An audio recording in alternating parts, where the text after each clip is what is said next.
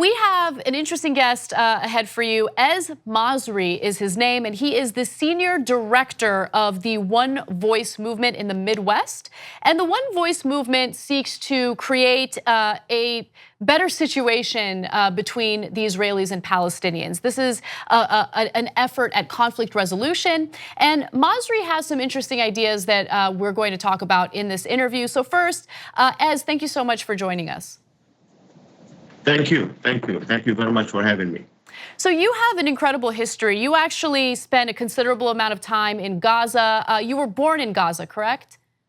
Yes, I was born in the Gaza Strip back in the 70s, early 70s, and I came first to the United States in the summer of 1990 after I finished high school to pursue my higher education.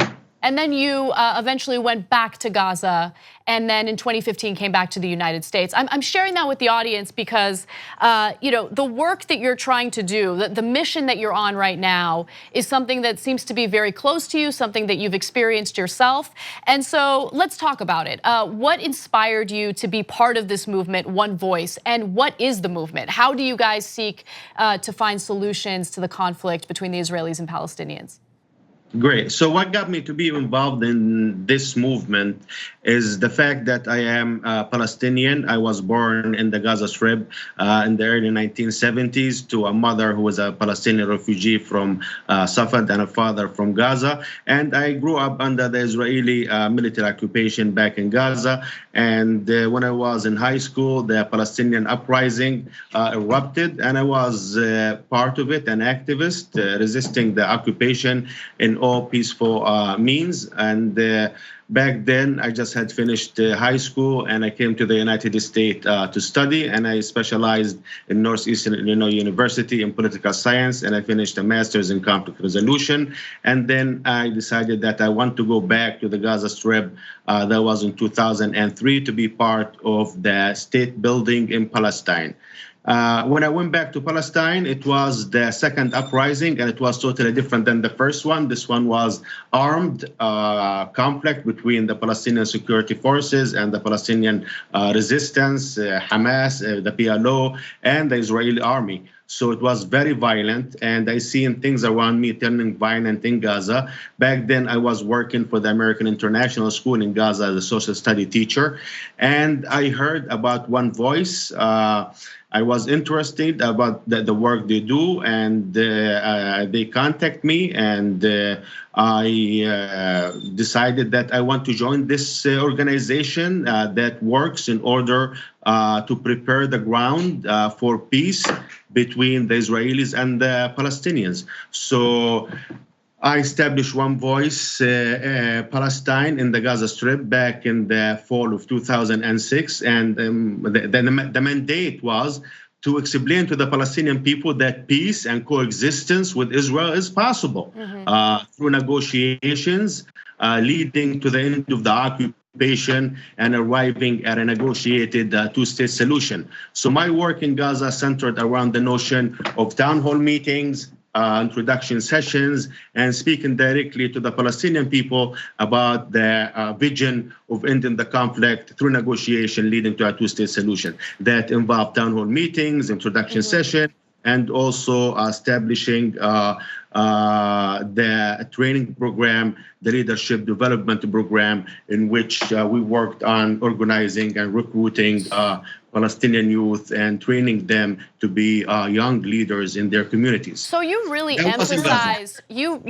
emphasize the importance of peace, in peaceful resistance, civil disobedience, and I think that is the right way to go forward and to establish a solution to this. But at the same time, to play devil's advocate, when you talk about the occupation in Gaza, and when you see the disproportionate use of force from the Israeli government in response to any type of uprising or any type of resistance by Palestinians, how do you get a message of peace across to Palestinians? How do you convince them, no, let's fight this with peace? Because it seems as though, and look, there are great people in Israel who disagree with the actions of Benjamin Netanyahu, but Benjamin Netanyahu has not been light-handed in the way that he's dealt with any opposition coming from the Palestinians. So how do you respond to that? My response to that, we know that Israel militarily is stronger than us. Israel is among the super nations, the super states, on the level of France and Germany. And us Palestinians are native people, and we don't have the capabilities that Israel does. And my argument toward the Palestinian fellow just like me is, don't go into the square of violence when you want to resist Israel, because Israel is a strong country. Israel is a strong country, and in the violence square circle, Israel will beat you to the ground. So therefore, if you want to be effective as a Palestinian, you must resort to non-violent creative means to convey a message to the Israeli public and to the international community. Can you give me an example? Can you give me an example of what you would consider a peaceful method of resisting? What would you encourage Palestinians to do? I would encourage the Palestinians to do, in particular in the Gaza Strip, in order to express their feelings. To start with, to stay away from the line of fire. This one thing they must keep in mind. At least stay 500 meters away from the firing line, which means the border. Therefore, the Israeli snipers cannot shoot at you. Second, stay away from violence. Resort to having signs written in Arabic, Hebrew, and English saying what are your demands. Try to convey a message about your dear situations in the Gaza Strip, what you need. Stay away from violence. This is my message to them. Yes. So I feel like a lot of the emphasis, the onus is on the Palestinians to behave a certain way. But is there any evidence that, these methods will somehow convince the Israeli government to no longer occupy Gaza, to actually allow Palestinians to leave the Gaza Strip and live better lives? I mean, maybe this works and I'm unaware of it. So can you tell me? Well, I mean, being in the Gaza Strip, I witnessed 3 wars: the war of 2008, 2012, and 2014. All of them were devastating, and we didn't get nothing from these military confrontation, but over 7,000 Palestinian civilians killed and thousands of homes destroyed. What did violence brought us? We did not win nothing. However, I believe if the Palestinian in Gaza decide to do it in a non-violent fashion and send a message in Arabic, English, and Hebrew saying that we have been refugees for the past 70 years. We need the international community and Israel to help us. We need freedom of movement. We need electricity. We need water. We need to have two. You have an airport, we want an airport. You have a seaport, we want a seaport, Israel. You have a freedom of movement, we want freedom of movement. Israel, you have a state, we want a state. So communicate your message without violence. This is all what I'm saying. And I'm saying this because I'm a Palestinian nationalist and I care about my people. And the blood that is spilled is the blood of my relatives and friends in Gaza. So my message. A lot of the the flare-ups in violence are usually a response to something that Palestinians feel is unjust. So for instance, the continuation of building settlements in Palestinian territory. That's something that appears to happen unprovoked by the Israeli government.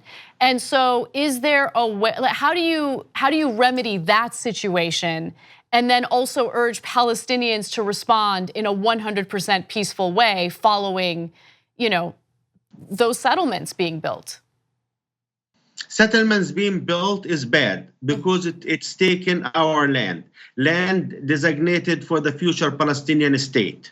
However, the loss of life, meaning the killing of a Palestinian by an Israeli soldier, is also disastrous. And I value life, human life, even more than the land. The land you can buy and sell, and land swap and exchange. But once you lose a human, the human is dead.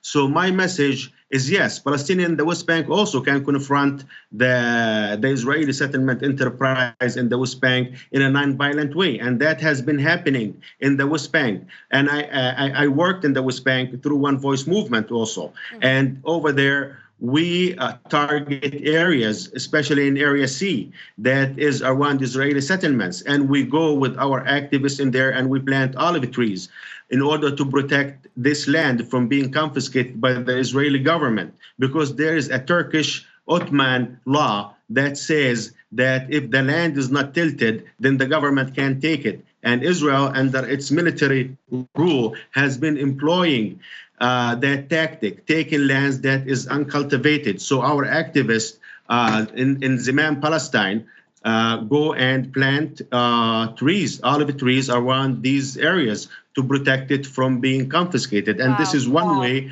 of confronting the Israeli occupation in a peaceful manner. Ez, thank you so much for sharing your story and for the work you do. For anyone who's interested in learning more about this organization, it's the OneVoice Movement, and you can learn more about it by going to onevoicemovement.org or ovcampus.org. There's some work that's being done on a college campus level as well. Ez, thank you so much. Thank you. Thank you. Thank you for having me.